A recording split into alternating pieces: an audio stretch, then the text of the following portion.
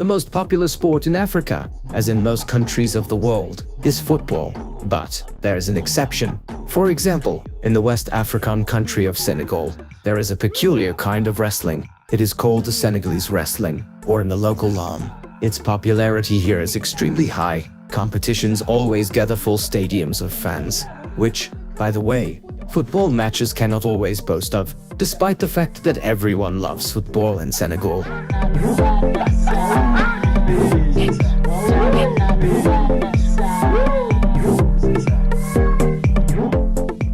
The history of Senegalese wrestling goes back centuries. Then, during fights, along with wrestling, all kinds of blows were allowed. Kicks, punches, elbows, head, and even bites. Many fighters specially grew their nails to use them during the fight and blind the opponent, which was also not prohibited by the rules. Some wrestlers even specially sharpened their teeth in order to bite off the ears of their opponents during the fight, and then make a necklace out of them.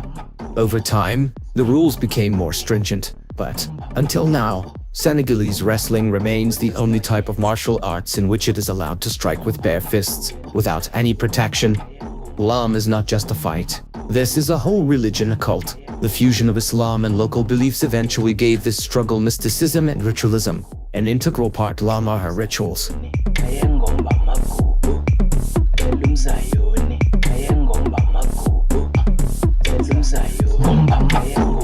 Before the start of the duel, the rivals put on sacred amulets, whisper spells, pour themselves over with specially prepared sacred water, a saraf, the composition of which includes very strange ingredients, such as the hair of lions and hyenas, the milk of a gazelle, the roots of secret sacred trees. This water has the right to cook only marabouts, some holy people, leaders of mystical Muslim communities. Depending on the instructions received from marabouts, wrestlers pour this liquid on their hands, feet, or even take it inside. Each individual elixir has a special composition and a special purpose for use. For example, if a wrestler pours an elixir of pig's milk over his head, this will help to undo the plot cast by the opponent's marabout.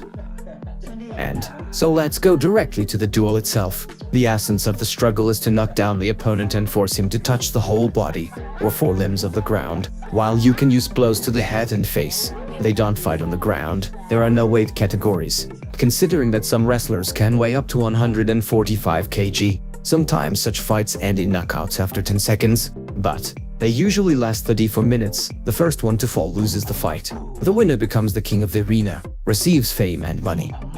Thousands of teenagers dream of becoming the king of the arena. They train hard on the beaches and playgrounds of the whole country. Often they start their wrestling career in unofficial competitions, which are usually held at night, in deserted places. So, gradually young wrestlers gain experience, physical strength, and in time they can take part in one of the official tournaments of the country. For winning such a tournament, you can get a cow, a car, or a substantial cash prize. This is an incentive for their further professional growth. At this level, wrestlers gain weight and build muscle mass through long, intense workouts. They do not get out of the rocking chairs, realizing that strength and mass decide, because in the Senegalese wrestling, if you are larger and more massive, then it is harder to dump you on the ground.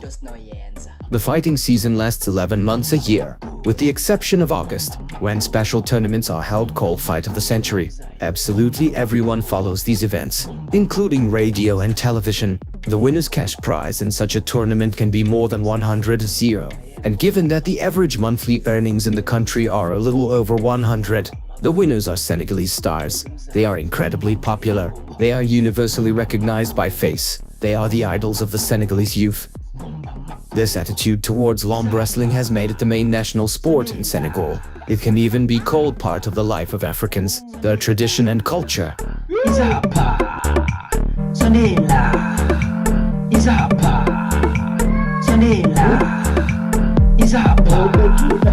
Sonela.